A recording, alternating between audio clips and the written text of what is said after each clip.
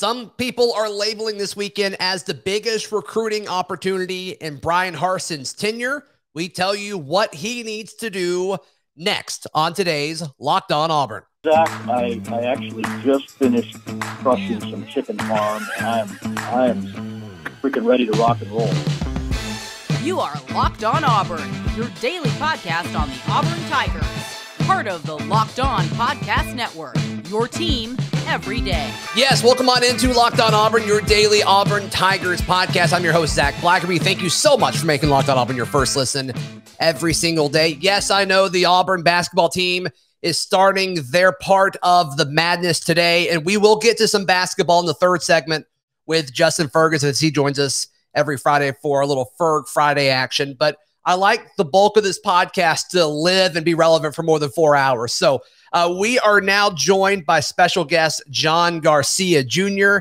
He heads up college football recruiting for Sports Illustrated. And John, I said it at the cold open there just a second ago, but a lot of people are saying that the opportunity in front of Bryan Harsin and his coaching staff with so many talented players coming in to visit this weekend is probably the biggest recruiting weekend he's had on the Plains in his fairly short tenure. Do you think that's a ridiculous claim to say, or can you see where they're coming from? I think it's a little much, Zac. You know, I think when you look back to December and that group was starting to accumulate, especially with those junior college additions, and then you get into the portal and some things like that, I think there were some more important visitors. But, you know, in terms of the collection of talent, the spring always provides more opportunity for volume. And that's not a bad thing when you're talking about any school, but especially Auburn. Like you mentioned, you know, it's been up and down, to say the least, with Bryan Harsin and company, and recruiting has sort of suffered as a result of that. So I think that the best way to begin to or continue to remedy that perception is in person. It is with recruits, with their families and their high school coaches, which are sometimes even more important than the recruit, because that message has to get across from the very top level. So I think the best way to do that is in person, surrounded by a more relaxed atmosphere like spring football, as opposed to the season or even leading up to signing day, where it's just a little bit more pressure packed. This is more laid back, more casual, and more time for the staff to be able to really dig into things. John, something you and we were DMing back and forth about this a little bit, but the importance of recruiting offensive line, Auburn getting talented high school offensive linemen. It hasn't happened a lot over the last few years, especially the tackle position. There's a ton of really talented dudes coming in to visit this weekend. Who are some of these names that stand out to you? I know there's a 4-star, the Clay Wedin, if I'm saying that right, or Wedin, 4-star offensive tackle Bo Hughley, offensive tackle Stanton Ramil. I mean, there's a few 3-star guys coming in, but a lot of names to really look at. And all those guys are sort of stock up guys from a national perspective, right? Ramil is picking up offers left and right. I believe Auburn is one of his more recent offers. Ole Miss just jumped in with him, uncommitted, and he's the in-state one out of that group. And I think that's really where a lot of the secondary focus needs to be for this coaching staff. I mean, he's at Thompson High School in the Birmingham area. He's not native to Alabama. He moved down from New York, but he's playing in SEC country, had a huge year in helping them get to the state title game and win at Thompson High School. And now his recruitment's becoming kind of an SEC deal. It's Auburn, it's Ole Miss, it's Georgia's involved, Florida's involved. It's becoming a bit of an SEC, you know, classic type of battle. So those are the ones that Auburn needs to, one, compete for, and two, eventually start to win, especially when you talk about in-state recruits. So I think Ramil has kind of his own focus within that group. And then Bo Hughley is really interesting. Georgia commitment from Georgia. So naturally you say, oh, well, that would be a huge surprise. But he's been committed to Georgia for quite some time, and he's continuing to take visits. The last time I talked to Bo, the first school he brought up was Auburn. He said, this is a school I have to get back to. So there is still an attraction to AU. It's not, you know, sometimes the older folks, you know, we get excited about the movement in college football. And if perception starts to change, we're all over it. It doesn't really work like that with kids and teenagers and high school football coaches. They deal with this stuff every single day from, you know, a face-to-face perspective, not from 30,000 feet like we do. So I think those are always good reminders that, hey, it's still Auburn, it's still the SEC West, and there's still a lot of talent that they're going to get on campus. That is step one in the talent acquisition business. And you're getting, Hughley 6'6", Ramil 6'7". I mean, you're getting some of the biggest, baddest of available linemen coming to campus. So that is a very good starting point for any week, and especially the next one coming up. That's the most important. Sure. I mean, when you talk to guys like Bo or other players that are interested in what Auburn has to offer, what is the perception you're picking up about, what these kids think about Bryan Harsin and this staff? Are there any kind of themes that you consistently see when you talk to them and folks bring up Auburn? Opportunity. And I think, again, we get caught up in depth charts, and we get caught up in, this school recruits all these great players at this one position. You can sell the opposite side of that, right? You can sell, hey, we don't have the depth at this position. So you might be able to come in and compete as an underclassman, which in the SEC West is a very big deal. So I hear that word opportunity, the ability to compete right out of the gate is something that, combined with Harsin's, business first type of mentality that, I know that was under question recently as well, but that hard physical mentality resonates with linemen. I mean, you talk about positions where you should be coaching like that and you should be selling it. It works right there. So I think O-line, the kids know it's a big deal. They know they're priority position players, and they know there's an opportunity because that line is older on the current roster to come in and potentially compete right out of the gate. And every recruit wants to hear that, whether you're the #1 quarterback in the country or you're a long snapper. You want to know, right, I can come in and potentially play at a school like this. Right. Absolutely. John Garcia Jr., our guest, joining us. We'll get his thoughts on a big name quarterback that is coming in town this weekend. But first, I want to take a second to tell you about our friends at Built Bar. Go to built.com. You can check out all of the different flavors of Built Bar that they have to offer. They're constantly introducing new limited time flavors, so be sure and check all of that out. All these bars are very high in protein, very low in calories. They are delicious and good for you. How they're able to pull that off with also being covered 100% in chocolate, I don't know. I think there's some magic involved, but they are delicious. Go to built.com. Use promo code LOCKED15 to get 15% off your order. That is LOCKED15 for 15% off. That is at built.com. All right, John, I mentioned it, but, a big name quarterback coming in, 4-star Christopher Vizzina is coming in, and he's got some energy. He's putting it on social media, and this is a guy that has this Auburn fan base excited. What are your thoughts on, one, him as a player and a prospect, and two, Auburn's chances with him? Well, yeah, Auburn fans should be excited because this is one of the premier quarterbacks in a year where we're going to talk quarterbacks like every day. I mean, it's obviously Arch Manning is at the top of that list, at least perceptionally, but there's a group of about 5 or 6 guys thereafter that physically and skill set wise are right there with Arch. And Chris, he's one that might be more ready to play today compared to Arch. Big physical kid, 6'4", 220 pounds, but a very good athlete. I had one SEC assistant tell me he's got some Josh Allen vibes, big physical athlete, but with a great arm as well. So kind of the total package and what you want in the modern quarterback. Very smart and very productive at a school that isn't really used to that. Broward Christian, not a perennial power like a Thompson or a Hoover or a Central Phoenix City that we're used to talking about in the Auburn space. But he is an in-state kid. So we talked about it earlier with the linemen. Auburn's got to recruit local and semi-local first, perceptionally. That was really the key to the end of last cycle and the beginning of this cycle. And it all starts at the quarterback position. So it's quite uphill right now for Chris, but you're getting him on campus. And I think that is step one here. Bryan Harsin's a quarterback guy. We all know that. So I think that staff's going to be all in. The blue and orange carpet, whatever you want to call it, will be rolled out because all the indications are that Vezina is getting closer to maybe wrapping this thing up. He's been busy with the visits. Georgia, Ole Miss, Ohio State visited. He got the offer there.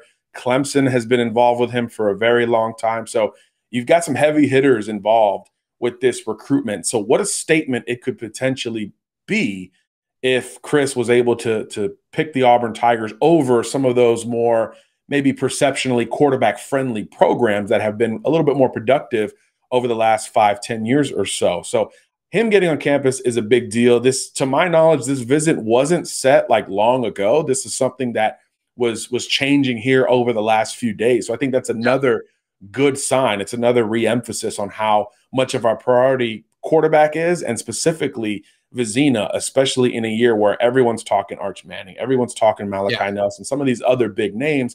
He belongs in that conversation. He's done enough to get involved there. And I think this offseason, he will cement that status as one of those types of quarterbacks. So just getting him on campus is a big deal. And we think he's not going to go very much longer as an uncommitted recruit. So that puts a little bit more onus on every visit he takes now. It's evaluation mode time. It's not a courtesy visit. Oh, I'm going to stop by because I'm in the area. No, this is, I need to check out my true options before I come off the board. And you know, when a quarterback comes off the board, it could really flip perception on its head. So I think he would be the biggest get for Auburn in quite some time.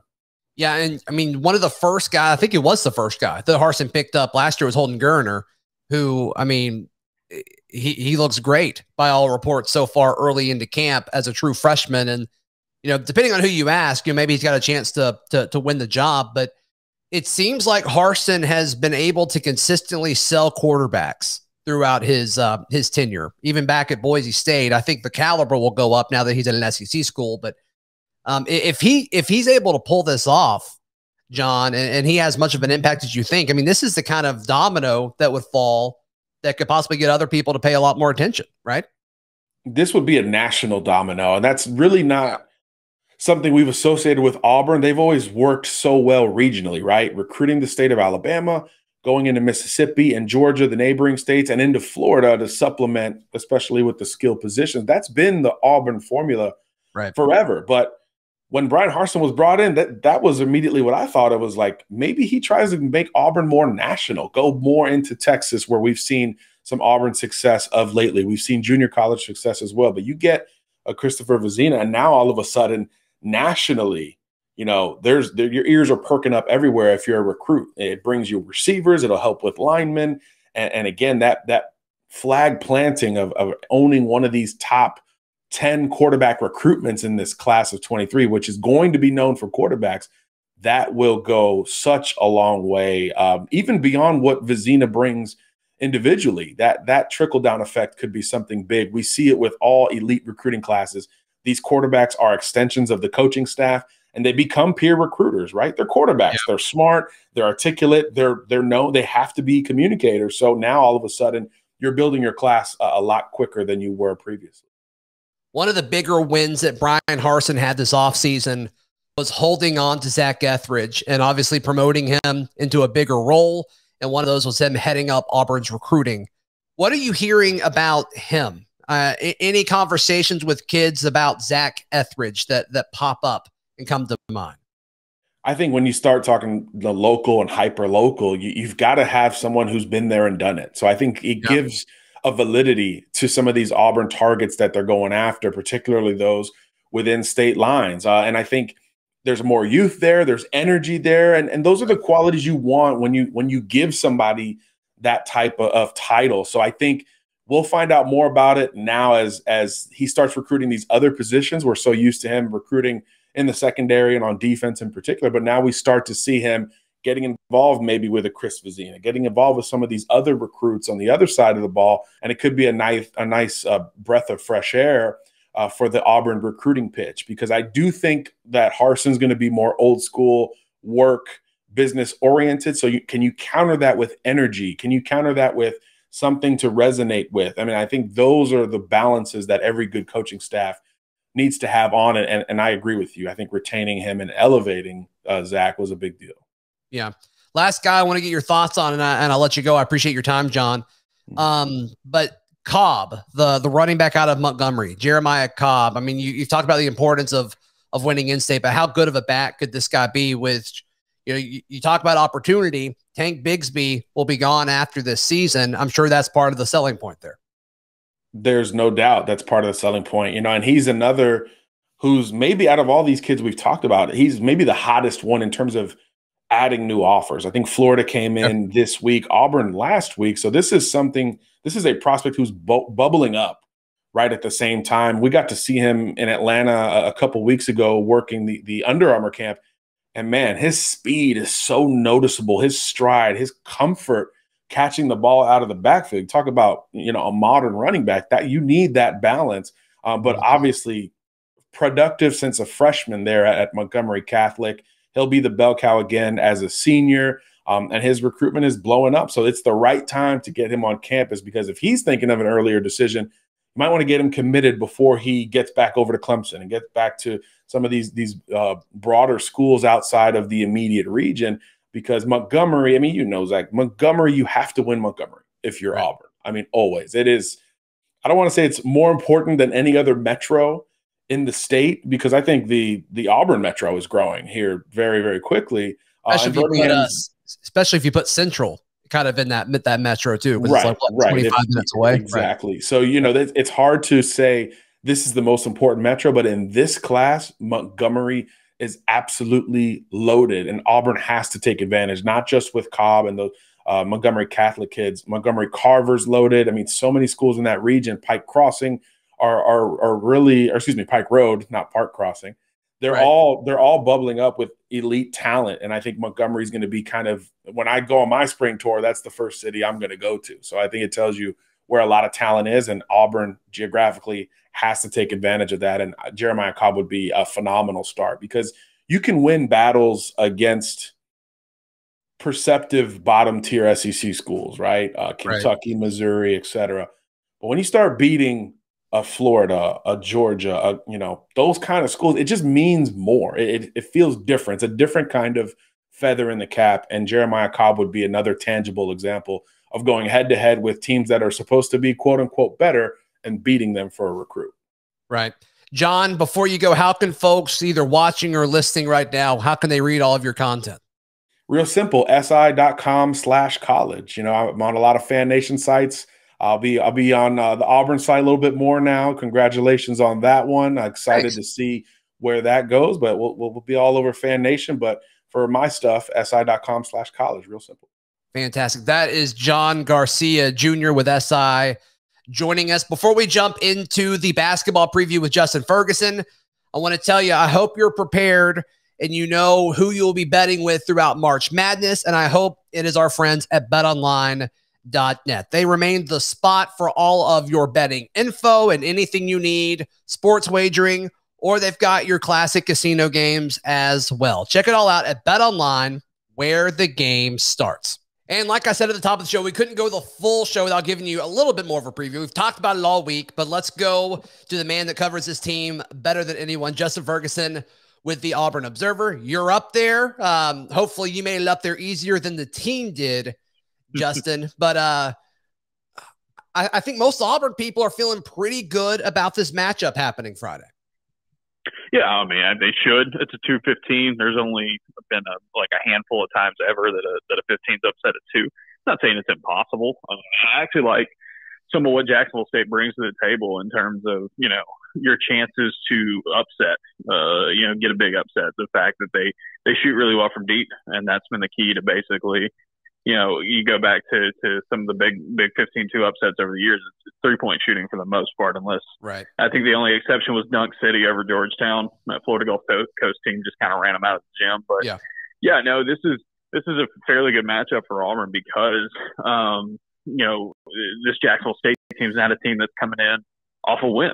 They lost in their conference tournament and got to get in on a technicality because of the OVC. Or I'm sorry, the A-Sun. They're not OVC anymore. The A-Sun tournament champion is still in transition to D1, so they couldn't play in it this year. So Jacksonville State's just a kind of a unique case there, but not a very big team. But most small schools aren't. Kind of a 4-guard, 1 big setup. So I think you look at Jabari Smith, you look at Auburn's wings. I think you get a clear advantage with guys like Alan Flanagan and Devin Cambridge when they come into the game. Chris Moore, if he gets minutes, you take advantage of that. And honestly, a slow paced team for the Jacksonville State, the kind of offense they run. They turn the ball over a decent amount. and they don't force turnovers as well. So the key to this game for Auburn is going to be athletic, and use your size to your advantage and speed them up. I wrote about this Thursday at the Observer. Yep. It's very similar on paper to the Morehead State team Auburn played in the first game of the year. And they hammered them on defense early and blew them out. Yeah, I think this is a team where, like, you may see them really jazzed up and fired up to be, in tournament play. And, I'm sure their coach is going to give them a big kind of pep rally type talk to fire them up. And, they may come out, extremely aggressive and things like that. But just over the course of 40 minutes, I just don't see this one being extremely competitive. Yeah, I mean, you can talk about Auburn not playing well recently compared to what they were in the middle of the year. I mean, but they haven't played a team of this caliber in over 3 months at this point. Like, this is a game where they're playing a team that doesn't recruit like them and doesn't have the size as them, and they don't have the athleticism, and they didn't have the same sort of path. I mean, you look at Jacksonville State. They played 3 top 100 teams this year. One of them was Alabama. They played really well against Alabama early in the season. Played VCU. Played a couple others, and so it's just a different path to get here. And so Auburn has got to just play a decent game of basketball and they'll be fine. Now, if they shoot really, really poorly and they turn the ball over and they make a lot of mistakes, Jacksonville State can hang around and scare them for sure.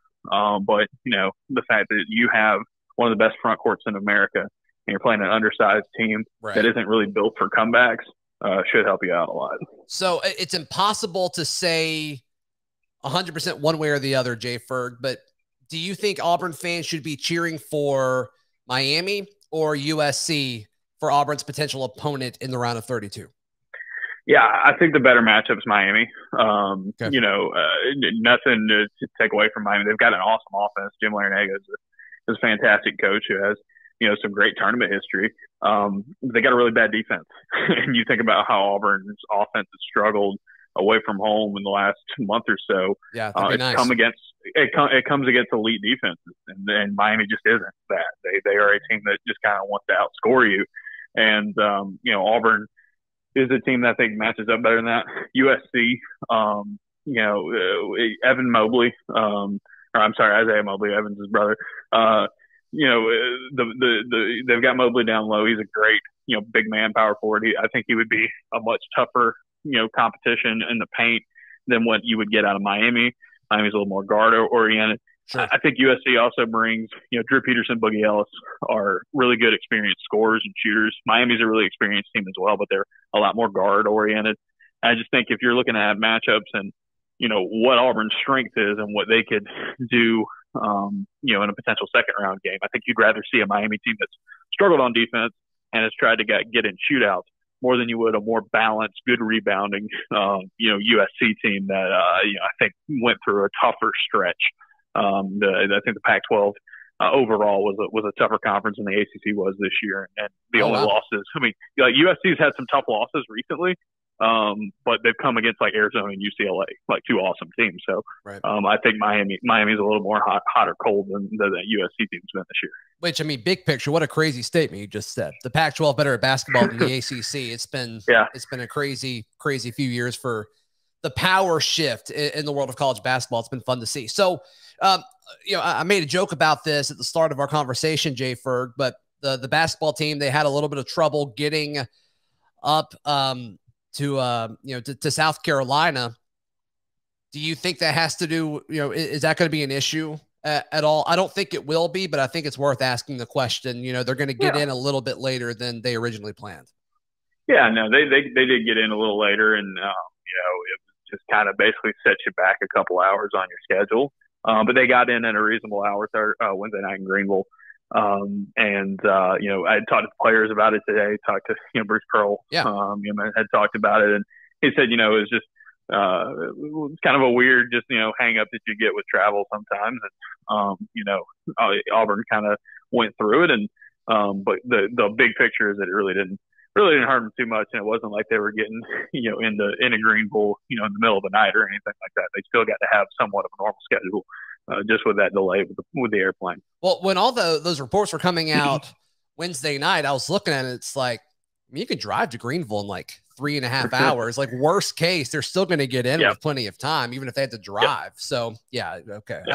I agree with everything you said. So, I mean, just as far as, who needs to step up in order for Auburn to survive this first weekend, Justin, if you could give me 2 names of guys that Auburn fans need to look at, okay, if these 2 guys play well, Auburn is a Sweet 16 team come Sunday. Yeah, it's Wendell Green Jr. and Katie Johnson. Makes sense. Auburn guard play has been the big factor. When Auburn's guards are good, they're pretty much unbeatable. When Auburn's guards are not playing well, they can lose to anybody. Maybe not at Jacksonville State, but just the gap between the performances Auburn's had in wins and losses really comes down to the efficiency of the guards, whether it's turnover rates or just pure shooting for both of those guys. Walker Kessler, Jabari Smith, even Auburn's wings. You look at the difference between the splits, wins and losses between those guys. There's really not that much of a difference. And we've seen Jabari and Walker and those guys play well in losses. Haven't seen the same from a guard. You can't really point to a game this year where you felt like a guard had an awesome game and Auburn just still lost. So they don't have to be Superman. They don't have to be world beaters. They just need to play good, clean ball. Help out the offense by stretching the floor, creating some more space for guys like Kessler and Jabari to take advantage of the front court matchups.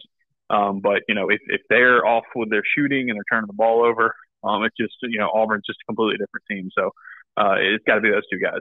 I think we'll see a lot from Jabari Smith. I think we'll see a lot from Walker Kessler. I think those guys are going to be awesome. Sure. But the difference between winning and losing for Auburn this season has been guard play. Right. And I've seen so many people, both media and fans, say, well, Auburn's guards, they just got to get hot. And it's like, obviously that'd be good. That would be a good thing if they got quote unquote hot.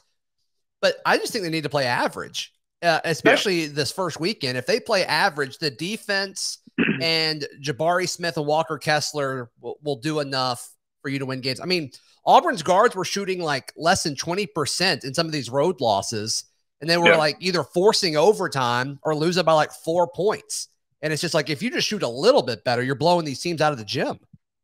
Yeah. And I don't want to harp on this because it was one game, but like Katie Johnson's really bad performance against Texas A&M. I mean, everybody sees the stat line. They know how off that was.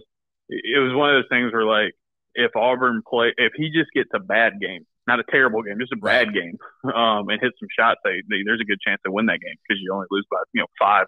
If he's 3 of 14, they probably win. Yeah, right. Right. So again, like I said, you don't have to be Superman, but you just got to play. You just got to play efficient, clean basketball, and let the stars take over. Justin Ferguson, how can people find you, hear you, support you, read you, all of that good stuff? I'm sure you're gonna have a lot of good things up this weekend. Yeah, AuburnObserver.com. Check it out. We've got a lot going on with the NCAA tournament this weekend. We'll have coverage from every game. We'll have a podcast after every game, and newsletter up Friday morning. Observations later today. We'll get plenty of stuff in your inbox if you sign up. So $6 a month, $6 a year. AuburnObserver.com. It's worth it, especially for events like this, folks. Yeah, like I mentioned at the top of the show, we will be putting up another podcast. We'll do a live YouTube show sometime, probably about an hour after the conclusion of Auburn basketball's hopeful win against Jacksonville State. But until then, this has been Locked On Auburn.